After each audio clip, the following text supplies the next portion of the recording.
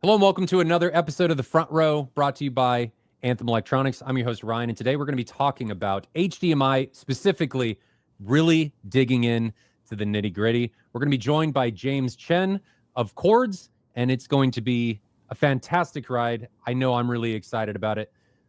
Let's jump right into it. But before we do, a quick word from our sponsor. Anthem isn't just about power, it's about precision. From clean amplification to intelligent room calibration, every element is engineered to deliver pure articulate sound. Unlock the performance your system was made for. Anthem. Elevate, refine, enhance. Welcome back again. Today we're going to be talking about the inner workings of HDMI. I am really excited about it, not only to talk about it, but because we're joined by James Chen from Kordz, and as always, Eric Wesley. James, how are you doing? I'm doing great. It's really early in Australia at the moment, as you can tell from my accent, and I'm excited to talk to you guys about it. It's this information started in 2001, so we're well beyond 2 decades into it, and we still haven't got it damn right yet. It's shocking that we've been doing it for that long and we still don't know what we're doing. Yeah, I am now old. We now have gray. Old. I have no hair anymore. I was going to say the gray is coming in. I have no hair, mainly because of HDMI. Maybe there's some acronym about HDMI for that. Maybe. But for those that don't know you, James, can you give the people a little bit of a background of who you are, where you come from, and maybe a little bit about Kordz as well? Yes. So I started in the industry over 3 decades ago in Melbourne, Australia, and I started in the industry pulling wire and doing installations and working part-time at a hi-fi store and at a home show, and just really being an enthusiast for it. I progressed from there into distribution. I worked for a loudspeaker manufacturer. I sold tons of projection.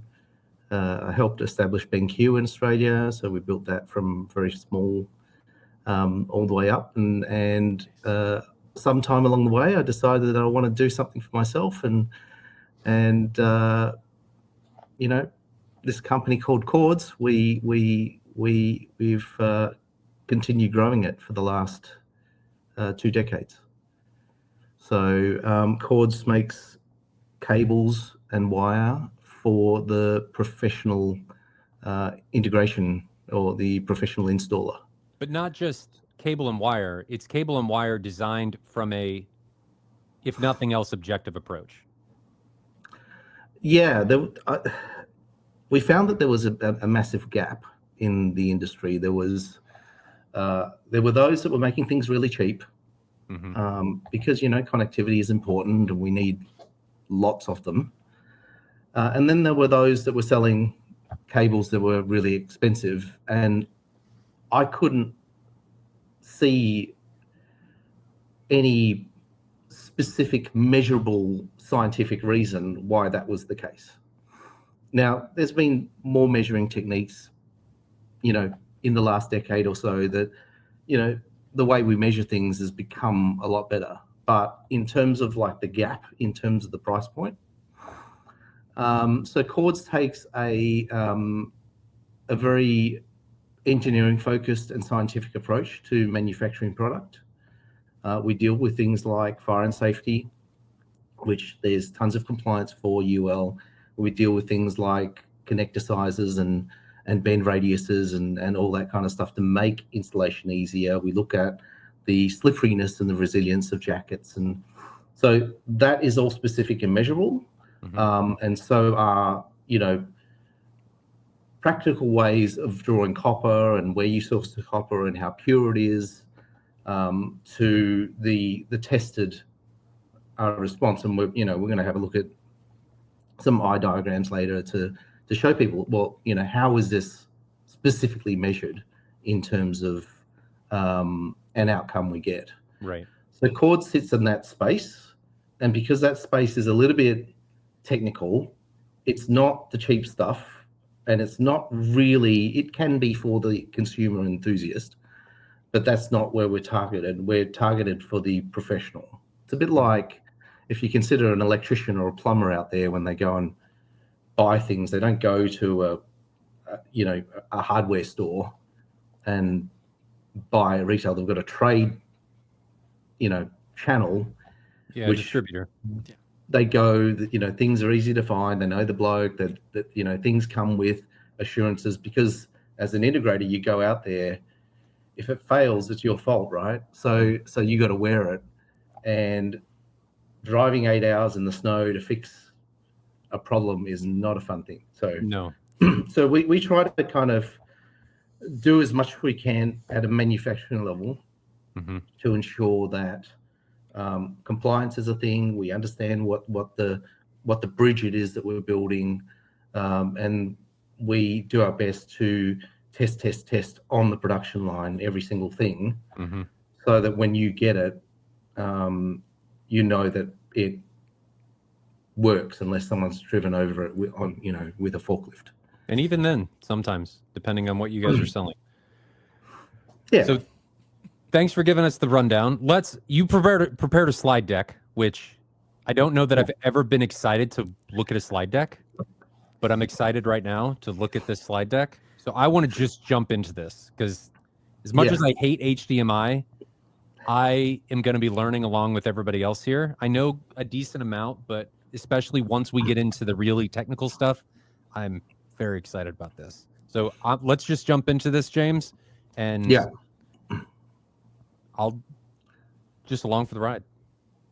Sounds good. Let me go ahead and restart this thing. So I prepared a deck, just so that I remember. There's just so much to go through with HDMI. There's with the newer formats, it's so nuanced. Yeah. And there are so many areas where it can cause trip ups, because HDMI, when it was first conceived, was conceived as a single point to point. Right. So, they thought, oh yeah, just a short cable to combine component video, which worked, S video, which kind of worked, but was very difficult to assemble, composite, audio, took the origins of DVI and went, oh, we'll add audio into it, but it used analog technology. So it used all the blanking parts. So, people would relate to it as kind of like, well, this film stock, and where did the audio go, and where did the encoding go? Well, it went between the slots in where the grommet holes. So they took that technology and just applied it to digital transmission.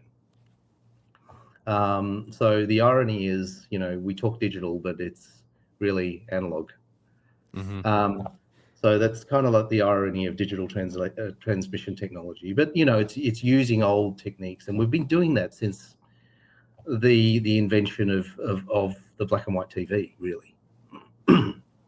So let's get into these slides, and then let's have a bit of a chat about it. This is just a quick slide about Kordz, and how we strive for predictable reliability, and part of that predictable reliability is really our opportunity, and thanks to Anthem and you guys for providing a platform for which we can share this knowledge, because ultimately we just want to create a connected world that works. Yeah.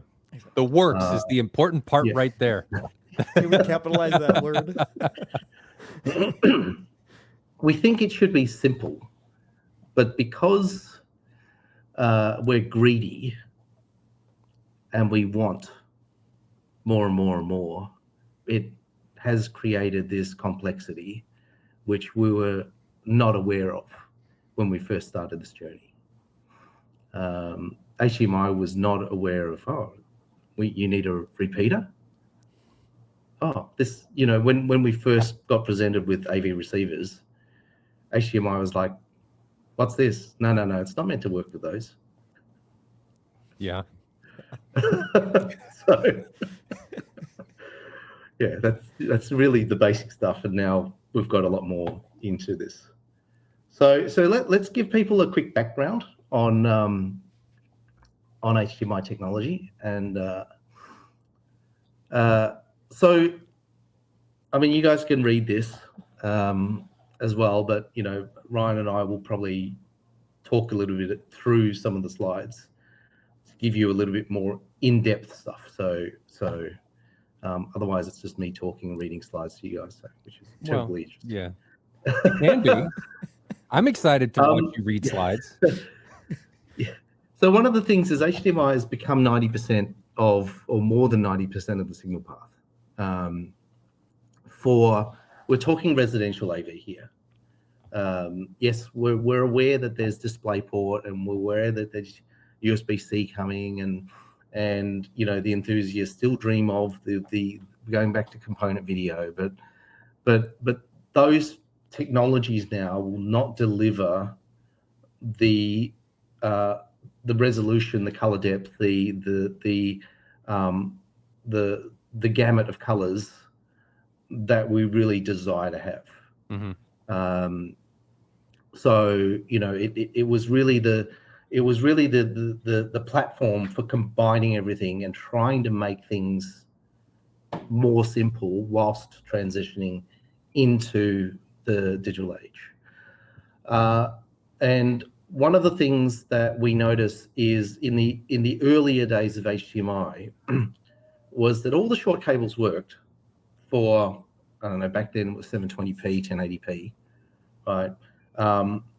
But when we got to longer cables, we started to get into problems. Like anything beyond, say, 10 meters, 15 meters, things got flaky. Now we're talking about the initial first versions of HDMI here. Yeah. And this is still a problem, but it's interesting to note that this was an issue at the very beginning, and it still continues to be an issue. Well, the reason why it continues to be an issue is because we continue to expect more. We've got 4K, 8K. We've got HDR, which we didn't have. Yep. We've got 32 channels of audio, which we didn't have. When HDMI first started, the first version didn't even have SACD. So we were talking that there were devices that we discovered in the field that were HDMI 1.4, but they were stereo set-top boxes. And then, they're HDMI 1.4, because that was the latest tech spec. You couldn't submit to HDMI licensing for 1.1 or 1.2, 1.3 or A, B, C, whatever testing version. The only version you could test for was 1.4. Right. And how so come? But because that was the latest specification that was available. Oh, okay. They don't test to the earlier specification. Okay. So if you wanted a new cable out on the, kind of out on the market, then you had to be 1.4. Yes. So we'll talk about cable later, but then when 1.4 came out in, I think, 2017 or something like that, the new labeling requirements were also a requirement.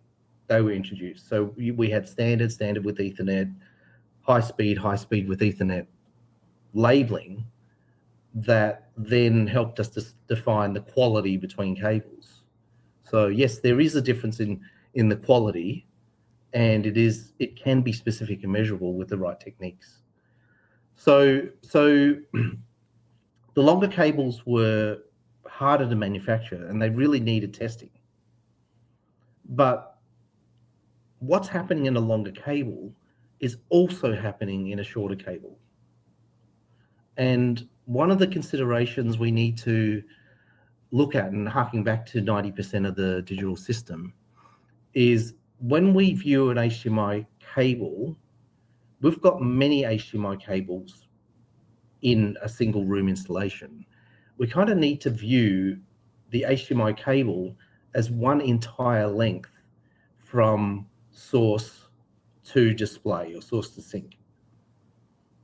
So we might have a 20 meter or 60 foot, 65 foot cable to our projector, But don't forget, you've also still got that 3 meter or 10-foot cable from your Blu-ray player or your kaleidoscope to your AV receiver, Right. and all the repeaters and things like that in between. The reason why that is because they're all trying to speak the common language. HDMI will always go to what is called the lowest common denominator. So if you have a splitter, and you're using 4 TVs, if one of those TVs is 1080p, the whole system is 1080p working on that splitter. So we have this, common EDID, Yeah. unless you use something more sophisticated, like a scaler in between, or something that redoes the video. It either downscales the 1080p TV or it upscales to your 4K devices. Either way, we're creating additional latency, communication, all those things. These are the complexities of HDMI now, and part of the divergence of wanting many things. So, and the other thing that we didn't consider was things like quality and longevity.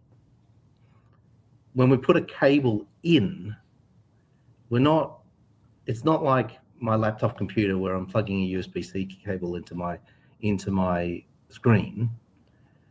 I'm actually putting it in the wall. Yeah.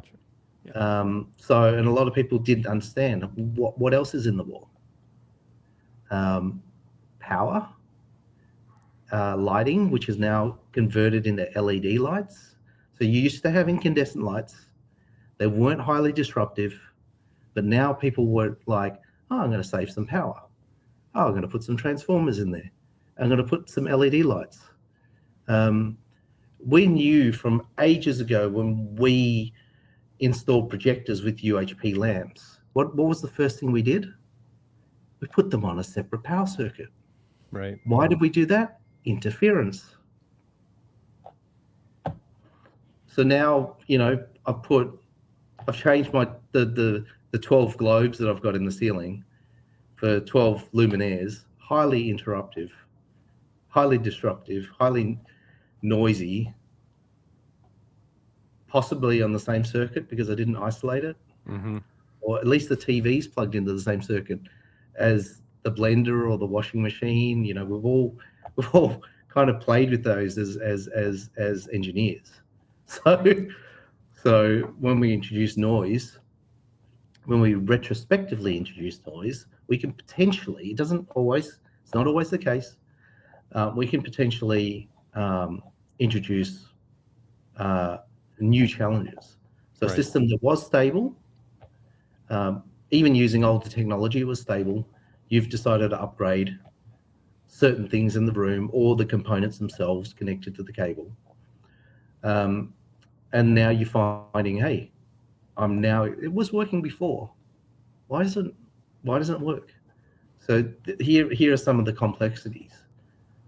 But when you put in the HDMI cable, how long did you think that HDMI cable was going to last? 1 year, 2 years, 5 years, 10 years? Are you talking from a technological standpoint or from an actual physical standpoint of it breaking Both. down? Yeah. Both. Before we started this conversation, it's 110 degrees Fahrenheit at your house. Mm-hmm. How hot do you think it is in your ceiling space? Yeah. What happens to capacitance in electronics when heat increases? Goes down. Yeah. Yeah. These are a lot of intricacies and things that people don't think about. And heat is the enemy of virtually everything. So it's... I've seen cables melt, and when you go into the ceiling space to remove them, you're peeling them off. Yeah. Yeah. It's amazing what we ask of these things and then how little we actually think of them. Yeah. Even when something goes wrong, it's typically the more complicated stuff that gets blamed. Not saying that these are always the issue, but they're put in some pretty hospitable environments, and even under daily operating procedures, the heat and stuff that they themselves generate, especially if they're active, is not inconsequential in some applications. We'll talk a little bit about power in this as well, which is, I think is the next frontier. Good power management and having good powers is kind of the next frontier. But we're subjecting this body of knowledge, which we already know much of based in the analog world. We could do many things to help these situations, and all those things that we do can help the digital space. Mm-hmm. But one of the advantages with analog is we could boost it with more power. With HDMI, the power we get is the power we have. Yeah. So there's perhaps correcting it and creating a situation where the correct amount of power is there, but we can't add more. Right. I can't make it, 5 volts, 1 amp. I can't. It's 55 millivolts. That's all I've got. That's what it is. Yeah. Yeah. Thanks to the spec. And the spec is the spec, and if you exceed the tolerances, you fail. You're non-compliant. And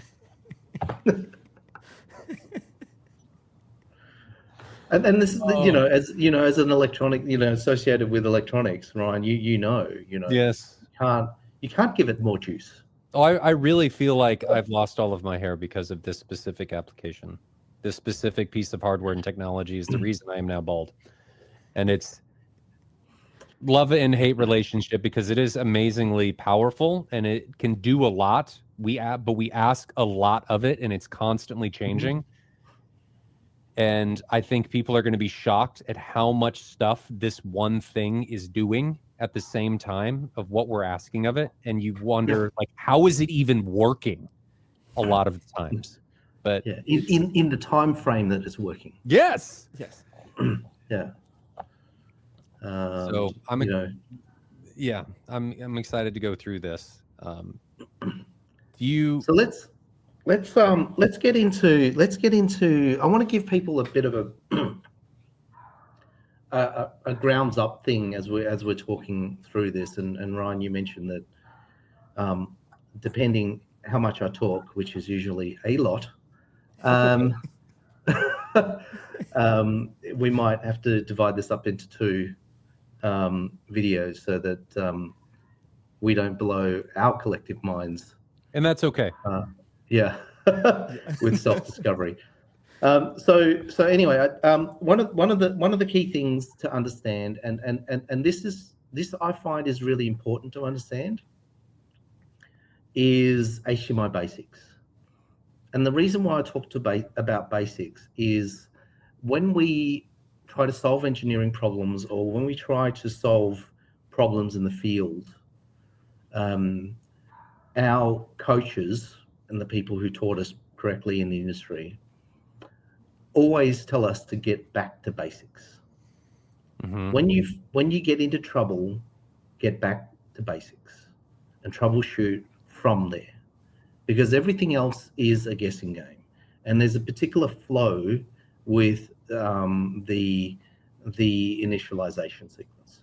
So let's go back to the previous slide. Okay.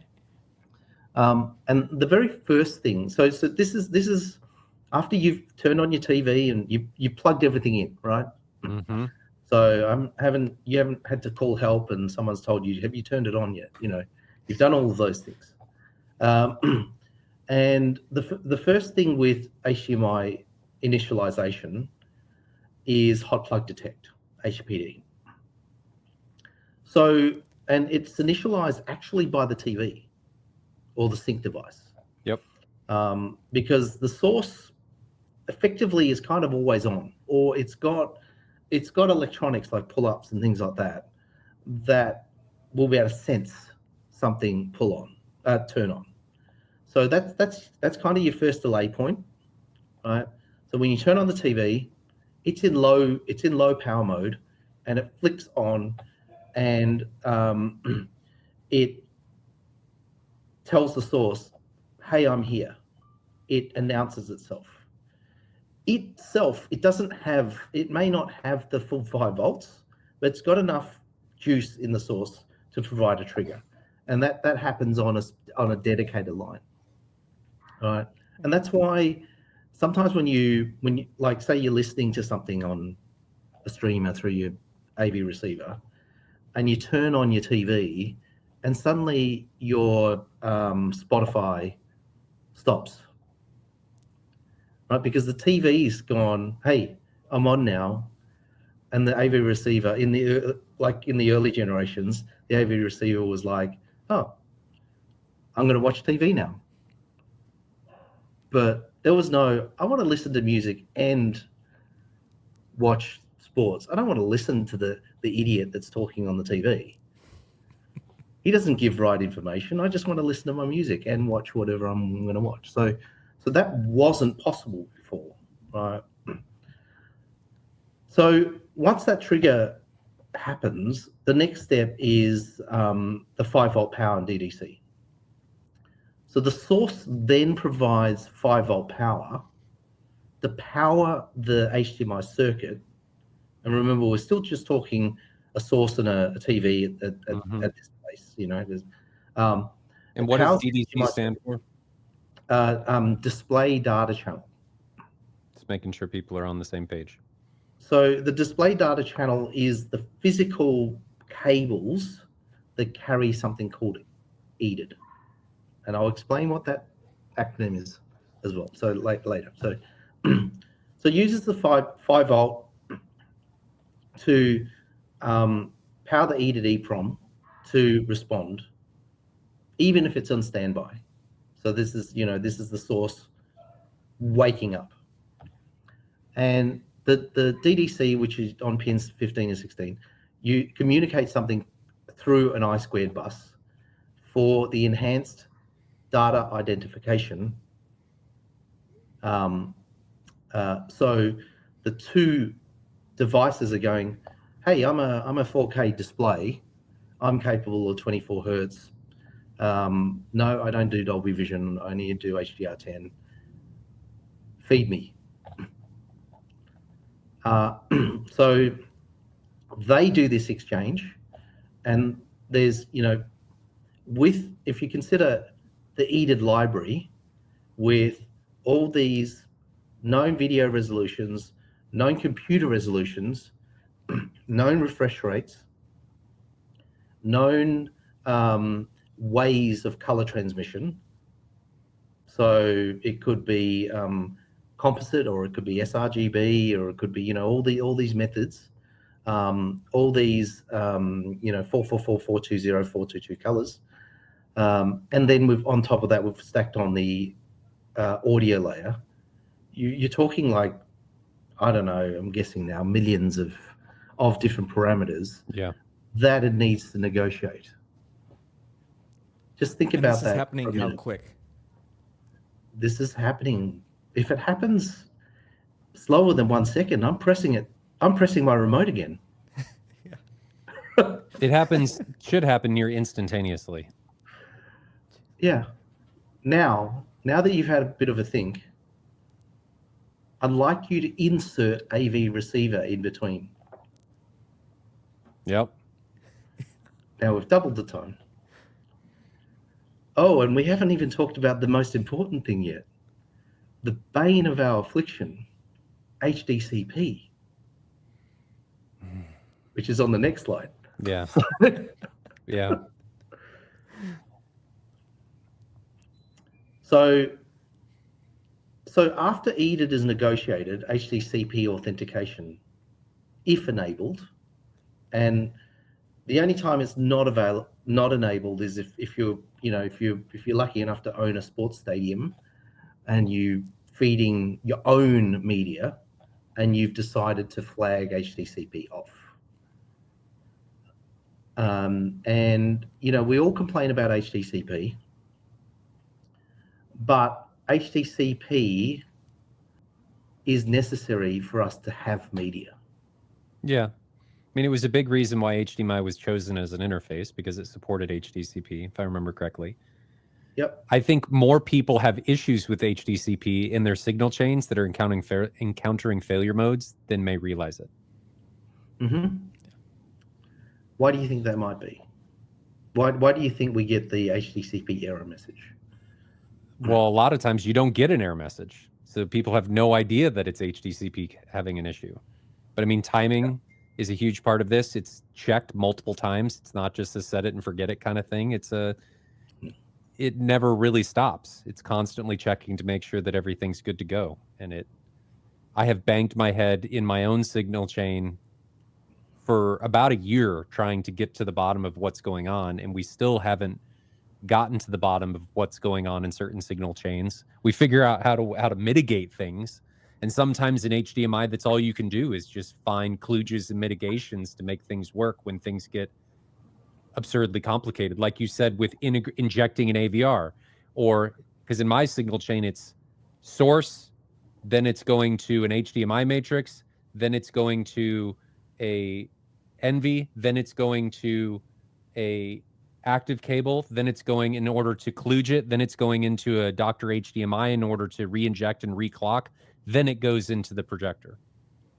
Yep. So it's hugely complicated. I mean, we've moved away from a direct connect of a source and a sink in a short cable, and now it's this abomination of connected devices. So to me, it's a wonder it even works. Correct. And all of these things are hacks. And don't say that. No, well, no, they are. Well, they are, because we just want the system to work. That's ultimately what we want. But what we want more than the system to work is for it to work reliably. Yes. And what we want more than for it to work reliably is for it to work every time. Yes. So think about just work reliably every time. Mm-hmm. What infrastructure do we need to create in the, it just needs to turn on. I'm fine. I bought a 4K TV, but I don't realize it, but I'm happy just to watch 720p. What part of that equation makes sense to you've just gone and bought a 4K TV? If you found out that you were just watching 720p in 8-bit or 24-bit video in standard definition, right, XP color, which is great, by the way, I'd be pissed. Why doesn't my new 4K TV look good? Yeah. So effectively what you're saying is you're asking HDMI to do all of this negotiation to the top potential. Yeah. Automatic. You've got all of these things doing HDCP authentication. Mm-hmm. Right. So here's some stages of when, like Ryan, you mentioned that, people don't realize failure. No. When you get audio dropout, right? That's the beginning of you are being on the edge. Right? When your 32 channels of audio are not working, or 16, or whatever processor you're using, one of the tricks might be to drop it to 7.1. Yeah. And we'll get to failure modes. Yeah. We'll get to failure modes here in a little bit. I think we got off on a little bit of a tangent, but on HDCP, I'm correct in saying that was a big reason why HDMI was chosen, because of the support and their little thing of HDCP. Correct. Otherwise people's content could just be copied. How does that? Go ahead. And what are we delivering now? We're delivering master quality. Like, you buy a 4K Blu-ray, if someone could just rip it, even though it's compressed, and yes, there are better formats out there that can deliver improved audio and arguably video. Even so, that is a good enough quality for people to steal it effectively.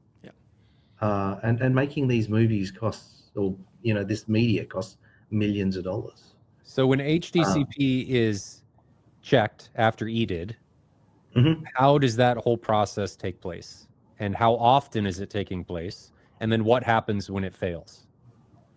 Well, I'm glad you asked.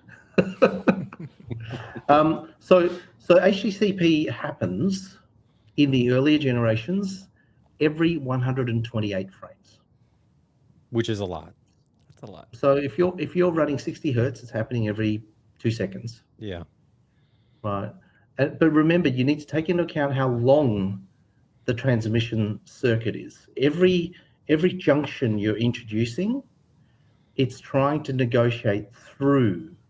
If you have a repeater, it needs, and that 2 seconds is from source to the sync device, to the display, and everything in between, including all your cabling, your rejiggers, reclockers, whatever you've got in between, and your repeaters.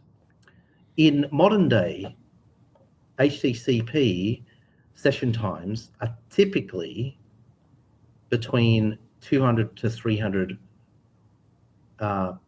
microseconds, and polling happens 50 to 100 microseconds. So they might do some internal polling. But the kicker is it needs to be completed within 7 microseconds. If the handshake is not completed within 7 microseconds, blank screen. And that is the error right there. If your audio typically continues and you get a blank screen, HDCP has normally failed. Yeah. And the problem I have with it is there's no indication that this has happened outside of that. It does, because you've experienced that your audio has started to drop. Like you're getting intermittent. You can check when you switch, and the audio is taking longer than the video. Mm-hmm. It means incomplete packets are being transmitted. Right. So is there any other failure mode for when HDCP doesn't work, or is it typically just blank screen and audio continuing? So it's either audio continuing or not audio continue. So video with no audio, or audio and no video. So HDCP can actually fail with video continuing? Yes. I did not know that. Well, we can talk about that during failure modes, but I didn't know that was possible.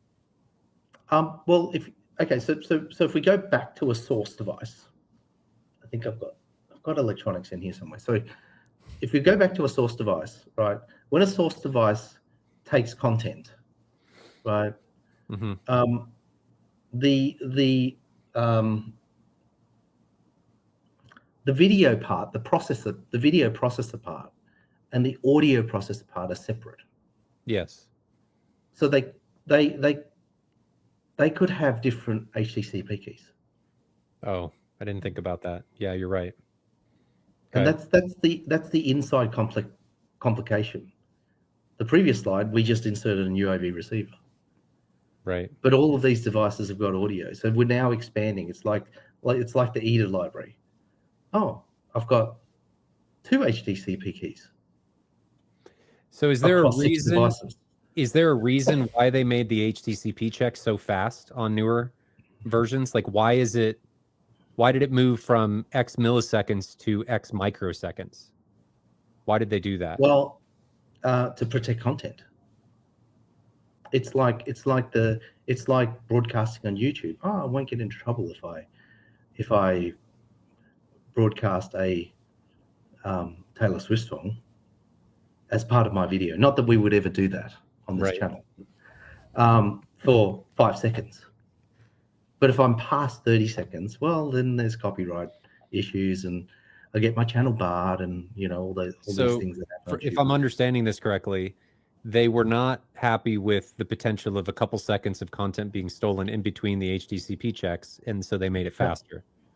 Yeah, because you could repeatedly do it and complete. You can recreate. Oh, yeah, I see. And yeah, it's using 128-bit encryption, which we know can be hacked. Mm-hmm. Not easily at this stage, but we're pretty close. So HDCP 2.3 is both hardware and software Mm-hmm. So you got to have the right hardware to go with the right software, and everything's tagged. Right. Just like all electronic devices are tagged now. We've got. So how does that handshake actually take place? You got EDID that was just finished. So right? EDID's just finished. 5 volt happened. Where 5-volt happened before, yes. which is powering the system. Then you got EDID, which explains the resolutions as available. Yep. Then HDCP authenticates as like. So how does that authentication actually take place? What happens in the cable or coming from the source? Well, the electronics communicate through the cable. Yep. Through those pins, and goes, the TV's like, I need HDCP. The source goes, I have HDCP, and they just lock keys. Okay. And once it's locked, then it's engaged, but it's changed every time. Every time you pause the device and go to the menu, every time you change a channel, every time you change a resolution or the frame changes, it creates a prompt because you've got a different EDID. Right. So when you're frame cycling, or when you're using variable refresh rate, well, there's an EDID for each frame for gaming. So when that happens, then HDCP goes ping. Oh, I've got to check this. Right. Something's happening. So how is the TV constantly just sending checks? They're both constantly, every X microseconds in order to ensure that the connection is still valid, and it's not changing the key at that point. It's just making sure that is still active. Oh, it's cycling the key. Or is it changing the key? Okay. It's cycling the keys. Okay. So HDCP is active and it's being checked. We're assuming.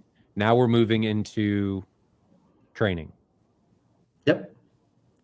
TMDS, which is transmission minimized differential signaling. Yep. I think I got that right. I think you did. Which is the up to HDMI 2.0 part, up to 18 gig. Yep. Was using 3 twisted pairs in an HDMI cable and a variable clock. So once HDCP happens, then the signal gets basically sent to the display, and the signal is tied to a clock channel. Yep. A dedicated clock channel. So then all the signals go in real time based on that carrier frequency that is determined on that clock channel. With FRL, I can't remember what FRL means, but FRL, fixed rate length, which is fixed rate length. Thank you.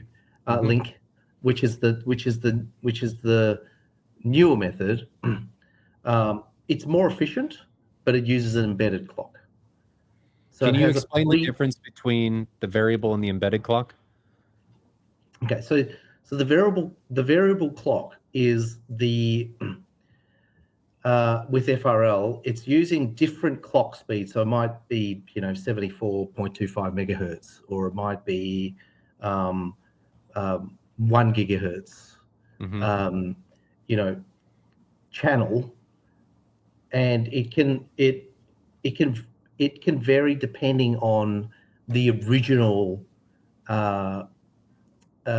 resolution or the data rate that you're trying to achieve. It's a bit like Cat6 cables, 250 megahertz, Cat6A, 600 megahertz, Cat7, 600 megahertz. So variable being it can change the clock based on the data rate that's trying to be sent. Am I understanding that correctly? Okay. Yep, that's correct. Got it. With FRL, it's a predetermined length. So I know it's Cat6, so it's fixed at 500 megahertz. And why it's more efficient is because you've still got 4 equally twisted pairs, but now I'm using that 4th pair for information as well. So I've got 25% more capacity. Yep. With FRL, and because it's more efficient and we've got better quality electronics, we can push that even further to get it to 48 and now 96 gigabits per second. Okay. Yeah, so the difference is TMDS real time, right? You lose it, that's the end of it. FRL, it's packetized, which means a little bit more latency, which means in that latency, if you lose it, you can still kind of recover it. There are EQs and things like that at the other end that can make an educated guess. Now, when you say lose it, you're talking potentially losing the signal, dropping packets, and you're doing some type of recovery or error correction during that time to get it back. You're doing some sort of interpolation. Yeah. Okay. Yeah.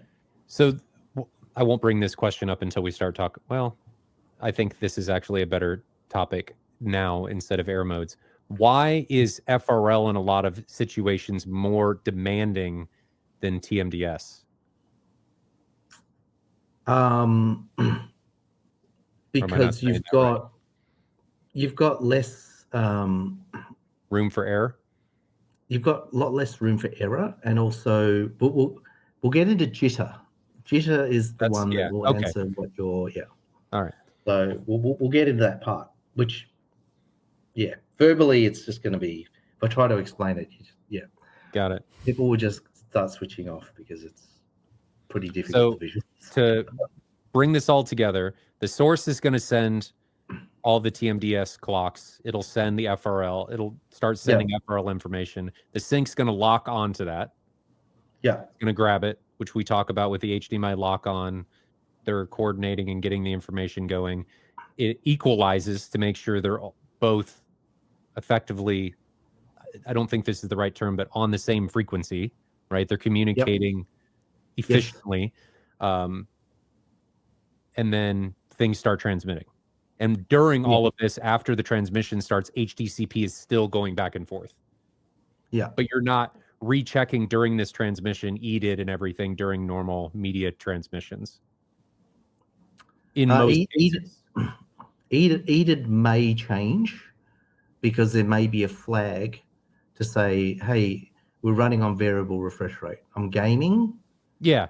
In action mode, I'm at 120 hertz, but in video playback, I'm at 24 hertz.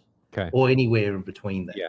So VRR being the misnomer. In normal playback, say you're just on a UHD player and you're playing at 24, EDID should not change unless there is a renegotiation that needs to occur, like going back and changing frame rates or what have you.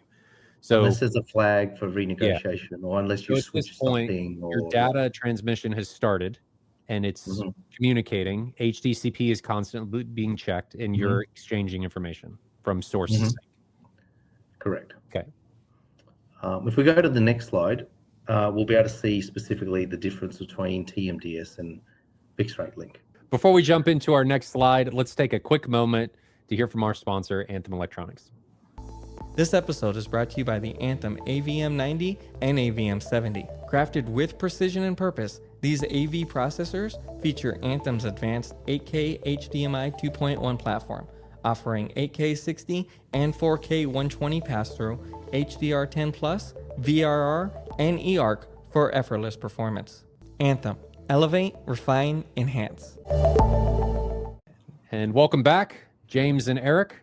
It's been a great conversation about HDMI so far. We've talked about the signal chain and how everything's negotiating. Now we're going to talk about the actual technical differences. We did a little bit, but using this chart, the technical differences between TMDS and FRL. So James, I'm going to hand this back to you and we can keep rolling. Yeah. So the key difference here is the efficiency of FRL over TMDS, and you can see that in the encoding. So TMDS uses something called 8-bit, 10-bit encoding, which takes an 8-bit signal, and effectively it costs you 10 bits to transmit it because of HDCP and all the other things that HDMI need to transmit that 8-bit signal. So you can view it like a box of eggs. You know, you're trying to ship 8 eggs, but the driver wants to take 2 for shipping it. With FRL, it's 11% overhead. So, I'm shipping 16 eggs, but the driver still only wants to take 2 eggs. So I've got more efficiency. And the other thing is it's an embedded clock. So the link gets trained, so it gets tested for completeness and whether it's going to work or not. And some of you guys have experienced this with your Apple TVs where it's got a cable test, and it's effectively that kind of thing. So it's kind of like what we call a known load, or it has known resistance capacitance, and we know that it can do the job until you turn the lights on, right? So and then because of that efficiency and because of advancement in electronics and because we've got additional lanes, we're going from 6 gig to 12 gig. Well, now in HDMI 2.2, we're going to 24 gigs per lane, which totals 96 gig. Before it was 18 gig, 6 gig per channel. We've only got 3 lanes. Sorry, 6 gigs per lane. We've only got 3 lanes. So it's a maximum of 18 gig. If that was 4, it would be 24. But because of technology, we can double that. And now because of the latest technology, we can double that again. Okay. Because technology never stops. No. Which is why when we go back to basics, our problems never stop, because we keep pushing. Does anybody actually need more than 4K out there? In what capacity? In terms of the experience. Are you talking about just like media, like video, like movies, or or education, or gaming? I mean, potentially, yeah. I call the 4K 8K thing, which we're kind of going through, no person's land. It is. Right, yeah. And the reason why I say that is because if you've seen really good 1080p video, it's great. It's fantastic. And not only is it fantastic, it's reliable. It works all the time. But it didn't. No, it didn't. And we fixed it. We fixed it. So that is technology catching up. Yeah. And that's kind of a hint on some troubleshooting, which we'll talk about sometime in the near future. Yeah. Right? I think the 1080p was good. On your question about 8K, I think there are certainly some use cases where you do need the increase in pixel density. I think this conversation happened when 4K came out, kind of too, where we keep having this conversation. Now, we may reach a threshold. I don't know. At this point, there's not enough 8K if we're talking about movies and stuff. There's no 8K content, really, outside of streamed, like YouTube and things. So I don't see it there. But if you're looking at photography, if you're looking at security, if you're looking at more commercial application, yeah. Movies, jury's out. At this point, I personally would say no, but technology is the driver. If you don't have the technology, you can't really create anything in that format. Yeah, if you have high pixel pitch, very, very high resolution, like really, really dense, like say, like a 100 megapixel file, but it's static, on a really good display, at 16-bit color. It looks amazing. Which actually doesn't take that much data to do. It looks amazing, but it's a still. Yes. So it's not going at 24 frames a second. It's not going at 30 or 48 or 60 or 72 or 120 or 144. Right. It's not. Now go ahead. So let's finish the initialization. So there's a last part to initialization. Well, before we jump into that, before we leave this slide, I do have a question. You mentioned latency and how FRL is actually I think a little bit higher latency than TMDS, but here its latency is low. Maybe I just misread that, because the latency for TMDS is very low and then the FRL is low. So are we saying in roundabout terms that TMDS is faster than FRL? I think my brain said TMDS something is- before I yeah. started talking about this. TMDS is real time, Okay. unpacketized. Yes. When something's packetized, it needs to be put in a Yeah. box, shipped, unpacked at the other end. Okay. And that can take microseconds or nanoseconds even, but it still needs to be done. Okay. My brain And- told me that Yeah. I just misunderstood when I was reading that and thought it was the other way. So my question was, why is it the other way? And never mind. We're just throwing that out there. You should, but with 96 gig, you should see how quickly we're loading boxes onto the conveyor belt. I just get this visualization of James Chen sitting at a conveyor belt. Yes. Okay. James Carrying on. Lemming Chen. Yes. I do miss James. All right. All right. Let's go to the last slide on the initialization. Yep. I'm doing the it's too early in the morning and why isn't my slide changed thing. I've got the deck on this other screen. Oh. You're clicking it. You're like, why is Because that? I haven't clicked it. Yeah. You don't eliminate user error as HDMI not working. No. It's very high. It's amazingly how frequently that happens. Yeah. So the final part of HDMI initialization is it's then sending the info frames and the control packets. So the source is constantly sending metadata packets, which include the resolution, aspect ratio, and color space constantly. Right. That may not trigger HDR as HDCP, but if there's a change in there, it will trigger HDCP. And then also there's a separate audio packet frame, and then there's vendor-specific info frames. So HDMI, whether it's 3D, HDR, Dolby Vision, and also then you've got your control signal, it's like CEC. Now Consumer to electronics control. make sure that everybody understands, these are info frames. These are not the things that are actually containing the data. This is information about the data. The data is actually being transmitted during this previous slide. Yes. This is something else that is effectively telling the display, this is how you handle that information. Correct. Yeah. And those are happening on, well, we'll probably, never mind. Ignore that question because we're going to talk about where in the cable these are probably being transmitted later. Yeah. So if we go to the final slide of the initialization, you'll see the initialization sequence.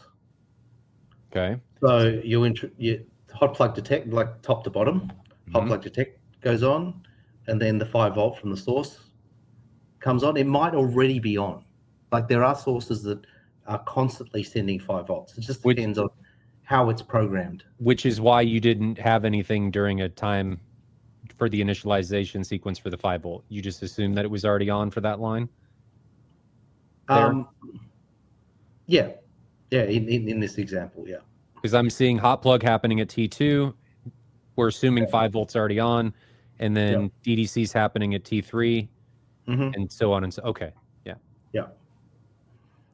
So this is the sequence that every start needs to happen, and it starts at T3 every time you change a condition. Okay, yeah. It'll go back to T3 or DDC and not have to do a hot plug or 5 volt when it changes something. Yeah. Though So you can typically you can do hot plugs to fix things. They are helpful to restart everything. Yeah. Okay. Yeah. So if 5 volt drops, right, and it needs to drop in this case with this 5 volt, it needs to drop to 0.5 0.8 or below 1 volt, say, before it's considered off. Okay. So the tolerance of this 5 volt is high for the handshaking exercise. Yes. For the purpose of powering electronics, like active cables, that is not the case. Yes. You need as much juice as you can give it. So make sure that people understand, James is not saying that there's a lot of air tolerance in the 5-volt line. He's saying that there is a lot of tolerance before the system decides, okay, it's now off. Yeah. Okay. Let's go to HDMI cable construction. Oh, baby. This will be interesting. So this is the simplified version. I'm not, it takes a massive facility to manufacture these, because you've got 19 pins in an HDMI cable. Each of them have to be twisted, made with good quality materials, twisted, shielded, combined together, shielded again, and then a jacket put on the outside. And the geometry of the cable really matters, because every single conductor in there is doing some level of transmission, which means there's some level of inductance being caused within the cable. And one thing that a lot of people don't know is, if the construction is no good, i.e., if your FRL lines have a different twist rate, it means the cable with the fewer twists is actually shorter. And your And timing when is you're off. talking, and your timing is off, when you're talking nanoseconds and you're talking a long cable, your timing is off. Yep. It's a physical constraint.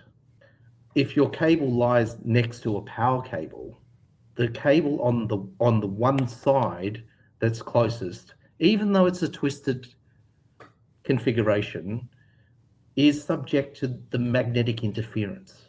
Now, to make sure that this is clear, this is for passive cables. This is for passive and active cables. Okay. All active cables, unless you're using active electronics, they can run off 12 volts, 24 volts, 48 volts. So we're using, again, the analog technology that we talked about, using power to overcome. Yes. Right? To get up the mountain, I'm just going to give it more juice. Right? But with passive and AOCs and active copper cables, there is still a component in there that is copper. Yes. And 90% of the information, 90% of the problems, or more than 90%, is not on the TMDS or FRL lines. So when you see sparkles on the screen and the screen degrading, Now, when you said it's not on the TMDS or FRL, those are the data lines. It's going to be on the copper lines, correct? No, yeah. So the data lines could be copper. In a passive cable, Okay. they're usually twisted copper. Right? Yes. But in an AOC, it's fiber optic. Yes. Sorry. Yeah. You're right. So yeah. So a clear example is when you see sparkles on the screen, like, digitization on the screen, that's generally your FRL or TMDS lines at its maximum. We don't see those that often anymore because of equalization. Yeah. Equalization has played a huge part in terms of boosting the signal, or taking a degraded signal and making it up at the other end to ensure that we get. It's not making it up, but it's interpolating the signal and creating something that we can watch. Well, before we get too further into air modes, because I know we're going to talk about that later, let's talk about each component and why maybe it needs to be shielded from other components and more back into the construction of this cable, because we started talking about twist rates, and then I want to make sure that, because we're going to come back to that, but there's a lot here that we need to talk about so that I think people understand more when we get to when we're talking about those issues, what's actually causing them. Yeah. For people to understand, why are we even applying a twist? We're applying a twist because that is the basic technology that we use to reduce noise. So with a twisted pair cable, for simplicity's sake, there is always a positive and a negative channel. Right? And when we wrap those and twist them together, which seems like a very simple technology, and apply noise to that, the noise is applied equally to the positive and the negative channel, and they cancel each other out because they create the same amplitude of noise in each side. Now, in this case, when you've got some of these center channels and they have a ground, is the ground twisted with them? I'm assuming that's a ground. Like, you mean the one right in the middle? Yes. Yeah, that's the blue and white, and then you have the gold cable at the bottom. I'm assuming that's a ground wire. Yes, that's a drain wire.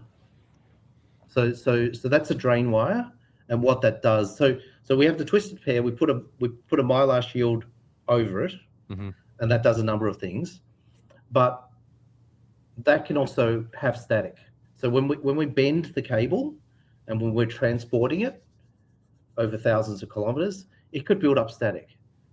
So then we have a drain wire that's touching that to drain any static, because static can cause propagation issues. It can charge up your installation, so it affects the signal quality.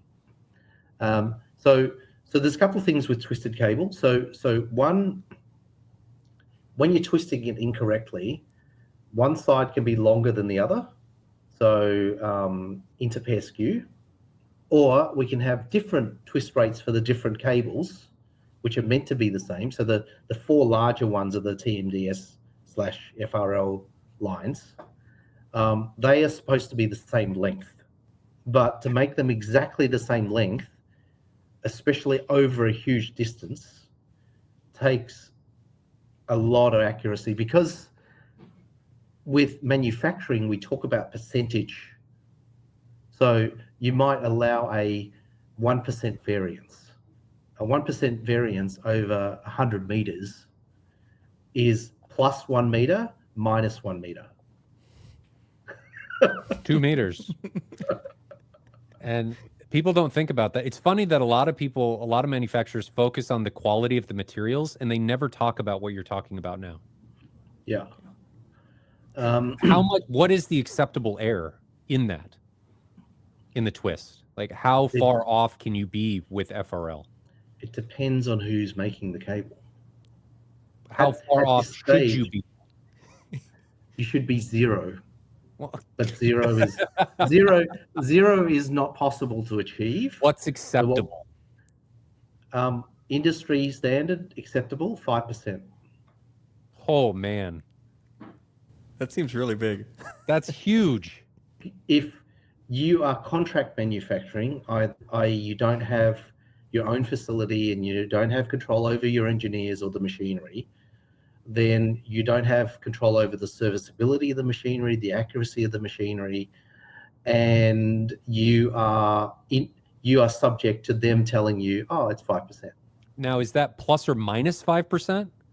It's both plus and minus. Oh my gosh. I didn't know that. That's enormous. Yeah. When you're talking about data rates like this, that creates such a huge reliance on data, on error correction. Yeah, it's the difference between I'm not specific picking on Chinese machinery, but general, market sentiment that Japanese machinery or German machinery, or even better, Swiss machinery, costs more. Because literally you're talking the equivalent of a car engine that has torque. What does torque do to pulling cables? Well, parts of cables become thicker, parts of it become narrower, parts of it become stretched, parts of it become slack. So across a long distance, you've got this situation. We experience it all the time when we go driving. It's like driving down the motorway. Why does it slow down when the motorway widens? It's because traffic joins. It's a choking point. Why does it speed up after an off-ramp? Well, because even though it's narrower, well, it's because traffic, some of it's taken off the off-ramp. Mm-hmm. And I can shoot up the left lane really fast. That is exactly what's the same as what happens in Signal. Because I go back to, we do digital transmission on analog technology. Now, I'm hoping we're going to talk about error modes that this can create later. Yeah, we can. Yeah, there's tons. So the Mylar film on the whatever installation wrap you use effectively binds the twists together, mm-hmm. so that the twists are close. If the twists are not close or they separate, then it starts to lose its noise rejection capability. So when you start bending the cables, because you don't know how it's constructed inside, when you start bending the cables, it's longer on one side and shorter on the other. So then you're creating this. And that's why you should never fold your, well, if you're using AOCs, you're going to break the cable, but even with copper cables, you should never fold the cables over each other, because it causes a impedance change in the cable itself. Because you're lengthening you're creating a difference in distance of the copper itself. Okay. You're creating a difference in conditions for external noise, and yes, you're changing the property of the cable itself, because the jacket itself is now thinner at the folded edge. We're really getting into detail that yes, it is additive to the combined problem, which is the HDMI complete length. So it's all these little things, all these little 1% and 5% here that make the difference in the whole system. But one single point of failure is not gonna, it's not gonna destroy your experience. I mean, it could be the one that sends it over the edge, though, too. It could be, yes, it could be. So I think the thing you're saying is that things have the ability to compound on top of each other very quickly, and you have a bunch of what would seemingly be minute things. Like if you're bending a passive cable over each other, you're lengthening and thinning the shielding in some parts. You're potentially lengthening and thinning out copper inside of it, which is creating different distances and impedances because of the gauge of the wiring inside of it. You're creating all of these different variables that nobody thinks about. But when you're sending more and more information over these links, the potential for a failure case goes up, even with these small intricacies that are being changed. And I don't think that's something that really anybody thinks about. Yeah, and we're compounding it with three main things.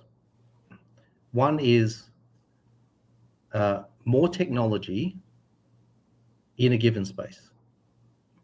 So, what used to be an AV rack has now got hard drives, routers, Wi-Fi, all sorts of things going into the same space, which is that reflective cave, bashing each other.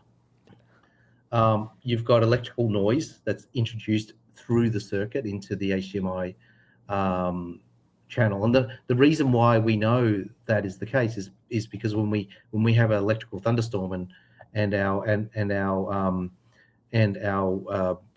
we get a surge, well, the cable fails. So that is shunted directly through all this wire and infrastructure. It's not buffered or protected unless you put something in there. So that's number one. Number two is we want to do more with the cable. So before, even 18 gig is it's just working now, but we want 96. Yeah. So, we want more. And then that's not all we want more. We want more technology. We want to put more experiences in between. We want to put more experiences to more different rooms. We don't want to simplify. We want to complex. Yeah. So these three things compound on each other to create what was already a difficult situation even worse. Right. Now, I think this may be a good stopping point. I do want to highlight what is in this cable before we wrap up. So let's do that real quick. Now, this is a TMDS cable, but it could also be an FRL. You would replace the clock with another data channel, correct? Yeah. So the largest. So this is a TMDS cable and an FRL cable. They're the same. Yes. Yeah. The only difference between as we're going higher spec, so higher speed, is that the tolerances need to be finer. So the twist rates, as we double in speed, the twist rates need to be 4 times as accurate. Okay. So that's a manufacturing constraint. And then the connectors themselves need to be 4 times as accurate and have 4 times. They need to be more accurate and more efficient. So whenever HDMI goes through a new cable spec, like the Ultra 96 spec, there's new certification required for the actual connector itself. Yes, the cable itself might be capable of doing higher bandwidth, but it's unlikely to pass certification. Now, you're talking about if it's capable, it's because it's already using a higher twist. Now, am I correct in saying that the higher twist, as long as they're within spec, and I'm saying it's capable because probably, a 1 meter cable should be able to pass pretty much most things. okay. But I guess what I'm saying is if you have the needed twist in an 18 gigs cable, an HDMI 2.0 cable, but it actually has the needed twists and other components like in the head to do HDMI 2.1, you're not adding anything theoretically to the cable. You're changing how the cable itself is utilized, increasing the twist in order to minimize potential interference is effectively what you're doing. Yeah. Okay. So the TMDS and FRL lanes are your 4 big circles in the image to the right. Yep. And they can be copper twists. So in a passive cable, typically they're copper. Mm-hmm. In an active copper cable, so cables with chips on either end that are slightly thicker, they are also copper conductors. But in AOCs, active optical cable, AOC, they are usually fiber optic. Okay. Now, the fiber optics, like you're not twisting anymore. It's usually just a fiber cable that's running through that. With fiber, it doesn't matter. Yeah. Now, is it just, it can be multi-strand, I guess, depending on how they're doing it? No, it's single mode. It's a single fiber. Per lane. Per lane. Okay. Yeah. So then you've got your 4 data in the shield. Which one of those, I guess the singles don't necessarily matter, what's the pair? The gray and purple that are sitting next to each other that I'm assuming are twisted together in the bottom left. So the gray and purple that's twisted is the red on the top is the 5 volt. Mm-hmm. The red and the gray is usually the Ethernet channel. Ethernet. Okay. And then the twisted orange and yellow is the DDC. Okay. the ground Why twist DDC? Is it? I guess why Again. twist some of these and not twist the other ones? Is it just the amount of information that has to be conveyed in order to lower interference potential? Twisting. They're all twisted, but some of them are not wrapped. Oh, so like the purple may be wrapped around, twisted with another one, I guess, potentially? Like the single cables. Yeah, each twisted pair works as a pair. Yes. Right? I understand that. And then there's a shield that's wrapped around it, and that's to protect noise from the outside. Yes. Because remember, all of these cables are actively on, so they're actively interfering with each other. Right. But I guess my question is why not twist like your purple and white? Like your red cable, your 5-volt, I understand. Yeah. But why not your purple and white that are isolated? Why not twist those? They are twisted. Oh, it's just not shown in this. Okay. Yeah, it's just not shown in this. I got so each of the pairs is twisted. So even the pink and the grey on the bottom left. Yeah. That's a twisted pair. And then the purple and the white. Yeah. That are the purple and the white, the brown and the white, the green and the white, they're all twisted. What is the need for Ethernet in the cable? Ethernet was founded because of the original HDMI mantra, which is one cable, one standard. So HDMI saw themselves as the one ring to rule it all. And can I swear on this channel? No.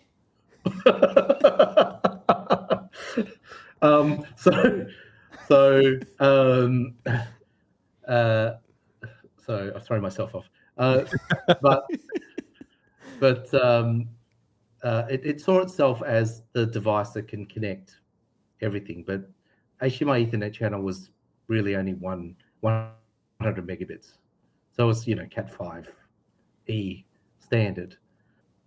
Electronics manufacturers, because it's all about efficiency of manufacture these days. So they saw it as, well, it's something extra that I've got to engineer, pay for, and a lot of manufacturers just didn't implement it. Yeah. So because I didn't implement it, it wasn't really used. However, it is now used for EARC. Okay, so they did use it.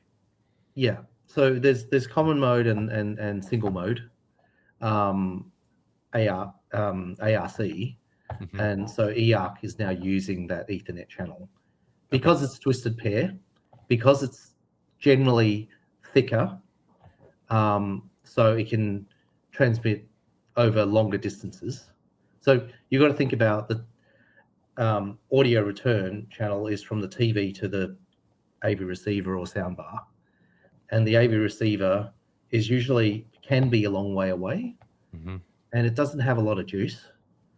That's why in longer cables, EARC or even ARC doesn't work.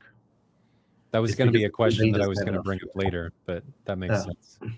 Yeah, even though the cable is there, the TV's not capable of towing that caravan. Right, because it doesn't have adequate power. Yeah. Okay. Interesting. Stupid Ohm's law, always getting in the way. Yeah. Physics. Yeah. Okay. Well, that is a good place to wrap up. I do appreciate that.